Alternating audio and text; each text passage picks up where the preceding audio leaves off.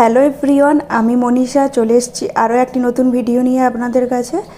আজকের আমি আপনাদের সাথে শেয়ার করব ইঁচড়ের তরকারি রেসিপি বা কালিয়া। দেখো, এখানে আমি 500 গ্রাম ইঁচড়কে ঠিক এইভাবে টুকরো করে কেটে হালকা ভাপিয়ে নিয়েছি। তার সাথে দিয়ে দিয়েছি একটা মিডিয়াম সাইজের আলু।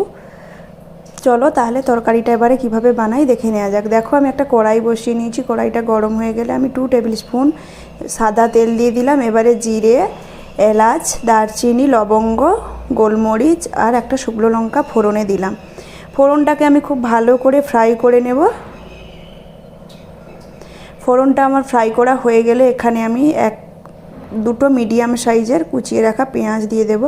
পেঁয়াজটাকে আমি ব্রাউন করে ফ্রাই করে নেব। পেঁয়াজটা আমার ফ্রাই করা হয়ে গেছে। এবারে এর মধ্যে দিয়ে দিলাম আমি 2 টেবিল স্পুন আদা রসুনের পেস্ট।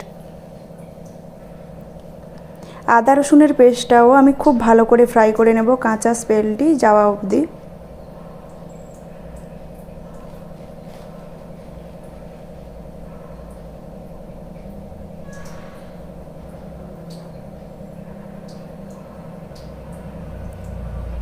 দেখো, আমার আদা রসুনটা খুব ভালো করে ফ্রাই করা হয়ে গেছে। এবারে আমি একটা মিডিয়াম সাইজের টমেটো মিক্সির মধ্যে পেস্ট করে নিয়েছিলাম, সেই টমেটোটাকেও আমি এবারে খুব ভালো করে পেঁয়াজ আদা রসুনের সাথে কষিয়ে নেব।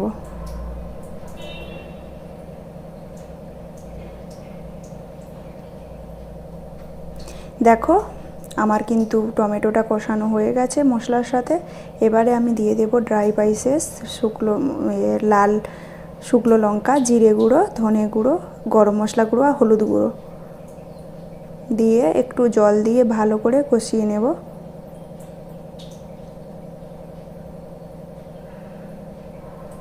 দেখো, মশলাটা আমার কষানো হয়ে গেছে, আমার তেল দেখো বেরিয়ে এসছে। এবারে আমি সিদ্ধ করে রাখা এঁচড়গুলোকে দিয়ে দেব। দিয়ে 5 থেকে 10 মিনিট খুব ভালো করে কষিয়ে নেব। আমি খুব সহজ পদ্ধতিতে আপনাদের সাথে এঁচড়ের কালিয়াটা রান্না করে দেখালাম।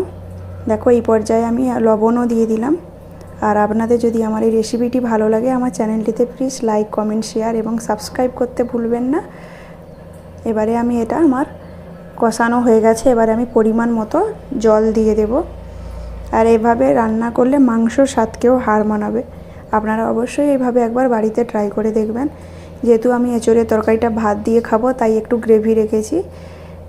আপনারা চাইলে কষা কষা করেও বানাতে পারেন। এই পর্যায়ে এসে দেখো, আমার কিন্তু এঁচড়ের তরকারিটা একদম রেডি। এবার আমি একটু ঢাকা দিয়ে দেব। আর লাস্টে নামানোর আগে একটু